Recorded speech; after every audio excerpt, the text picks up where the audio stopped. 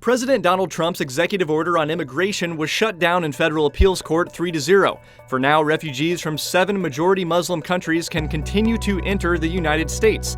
TV analysts are going to talk about this ad nauseum, so in the meantime, let's talk about how refugees get to the United States legally right now. It's a complicated process, so let's take a look at the steps, all of which happen before the refugee even steps foot in the United States. Step 1. The United Nations High Commissioner for Refugees must determine that the person qualifies as a refugee under international law. Step 2. The refugee meets one of the criteria to be resettled in the U.S. Step 3. A resettlement support center contracted by the U.S. Department of State puts the refugee's personal and background information together to be reviewed by Homeland Security. Step 4. Multiple security checks are done. The State Department runs name checks and other enhanced security checks. Step 5. Certain refugees get additional security review by numerous law enforcement and intelligence agencies. Step 6. Refugees are fingerprinted and photographed, and that information is then run through U.S. government databases. Step 7. A detailed in-person interview with a Homeland Security officer. Step 8. The officer conditionally approves the refugee's request pending security clearance. Step 9. A medical screening by the International Organization for Migration. Step 10. A sponsor agency is assigned to the refugee.